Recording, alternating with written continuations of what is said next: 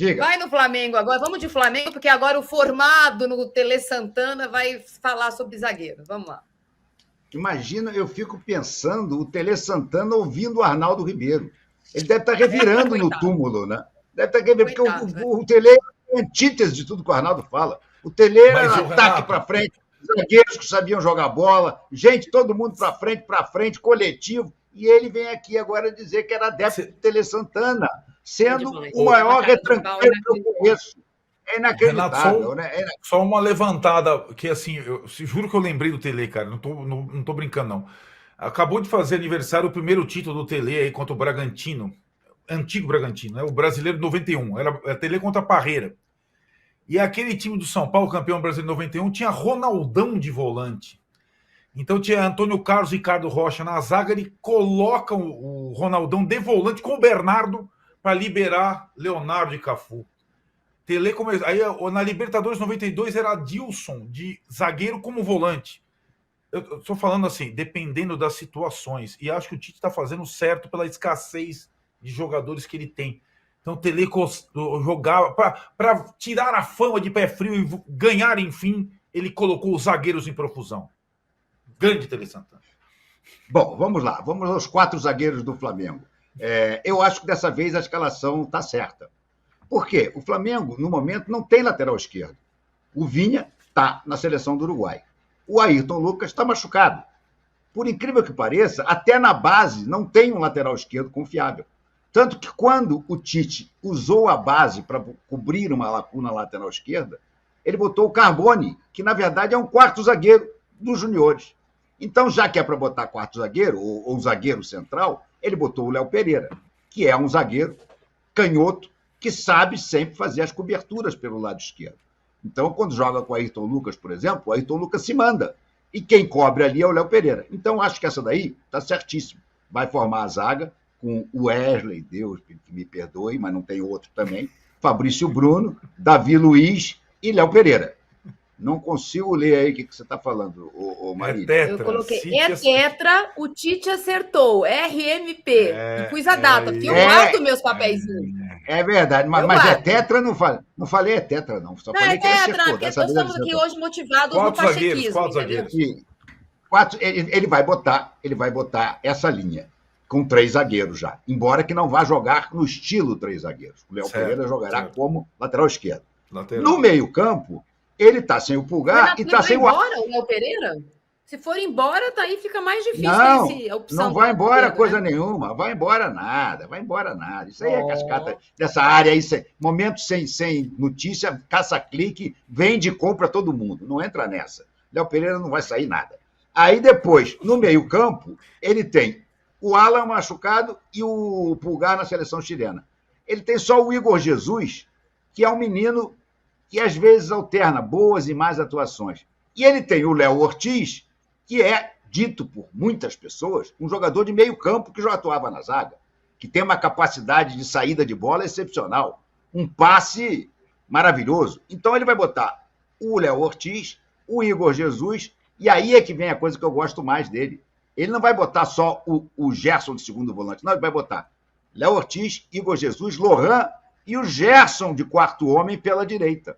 Ou seja, ele vai manter o 4-4-2 e não o maldito, morfético e malfadado 4-3-3 posicionados com pontinhas. Entendeu? Esse 4-3-3 com pontinhas é uma coisa medonha.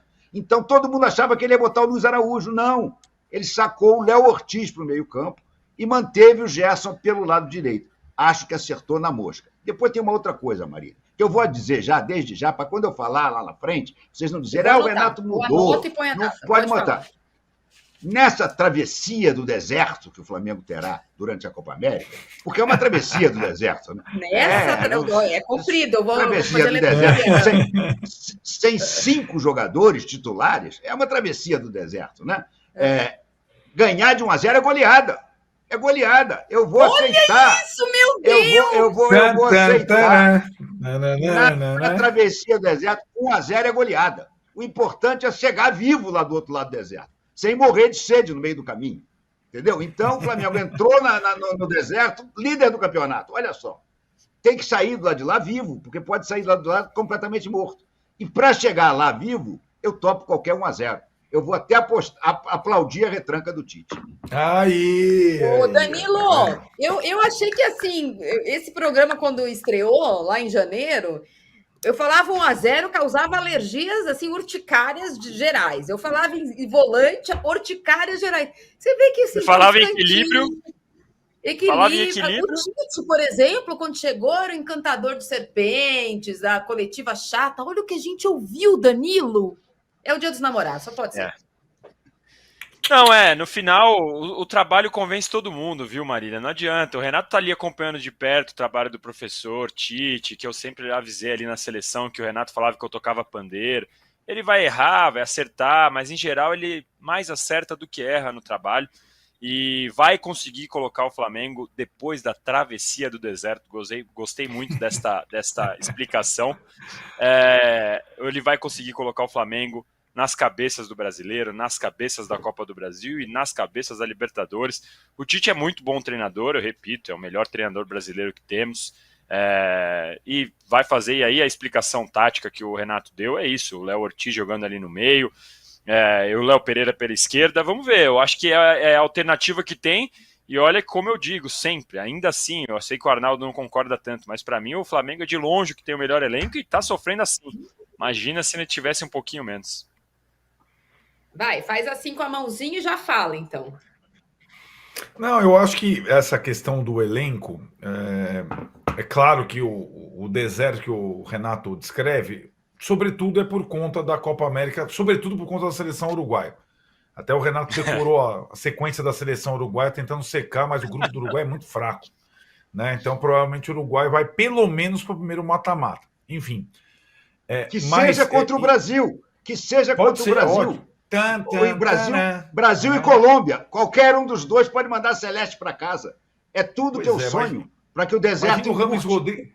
Você lembra da Copa 2014, quando o Rames Rodrigues mandou o Uruguai para o espaço com aquele golaço no Maracanã? O Rames Rodrigues daquela época era bom, né? Pode ter de novo Colômbia e Uruguai, por exemplo, no mata-mata. Só vai sobrar um. Mas o que eu entendo, e já fui mal interpretado, o Renato até falou. Claro que não dá para ter um reserva do nível do De La Cruz ou o nível do Arrascaeta. Sim, claro que não. A questão eu acho que o Flamengo, para algumas posições, e acho que está claro já nesse primeiro jogo do deserto, é carente. O elenco do Flamengo é carente em algumas posições. Essa é a situação. Não é. Claro que eu não vou exigir 2 jogadores do mesmo nível, De La Cruz 1 e De La Cruz 2. Não dá. Ou Pedro 1, Pedro 2, não é exatamente isso. Mas as opções do Tite não são tão fartas assim. E acho que está comprovada pela escalação do próximo jogo. Mas ele vai ter que fazer aí tem o Ayrton Lucas, tem o Ayrton Lucas machucado, tem o Alan machucado. Além da Copa América, tem também a coincidência de 2, 3 lesionados.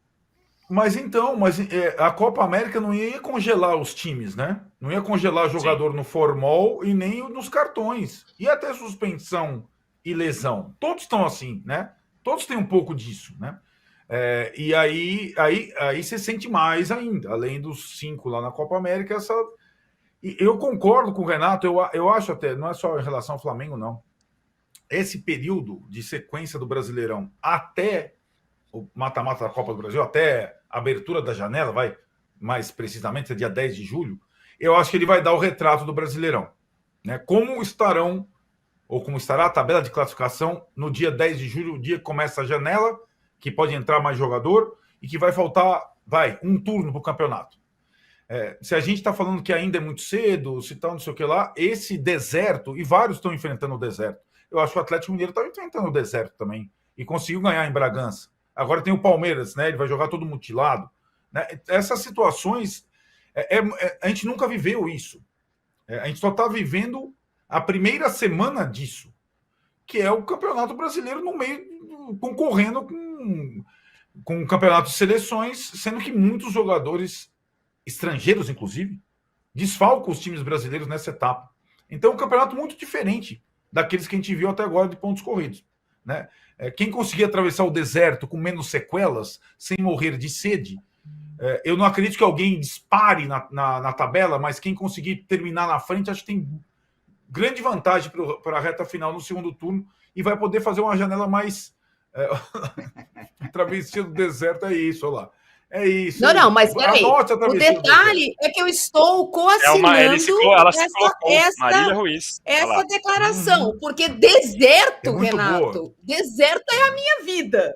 É um negócio, é um desespero. Deserto é outro negócio. É deserto sem oásis, é deserto sem camelos, sem, sei lá, escorregador na areia, não tem esquibunda na lagoa. Deserto é que essa parte essa frase serve neste programa a partir de hoje, é o nosso nesta travessia do deserto. 1-0 é goleada. Ontem o Corinthians fez 1-0, fez 2-0, 2-1, 2-2, empatou, e tem, não sei o que é pior, o empate, o que deveria que acontecer agora, daqui a pouco, na Comissão de Justiça do Conselho do Corinthians, que não vai acontecer. Conversei com o presidente do Conselho do Corinthians antes de entrar no ar, Romeu Tuma Júnior, convocada para hoje a comissão para ouvir, foram intimados o Yunque Lee, ex-superintendente ex-vice-presidente jurídico, o Sérgio Moura, ex-diretor de marketing, e o Alex Cassunde. Onde está? Eu vou falar isso todo dia. Onde você está,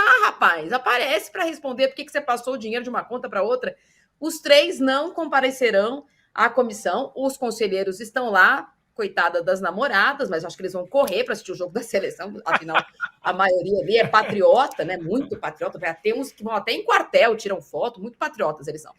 E aí, eles não vão comparecer. Um dos advogados do Cassundé pediu maiores esclarecimentos sobre a comissão e, portanto, eles não vão comparecer. A comissão vai se reunir a partir de agora das 19 horas. Imagino que vai ser uma reunião muito rápida. Então, tem a confusão dentro de campo, tem a confusão fora de campo e tem pouco jogador para jogar domingo o clássico com o São Paulo.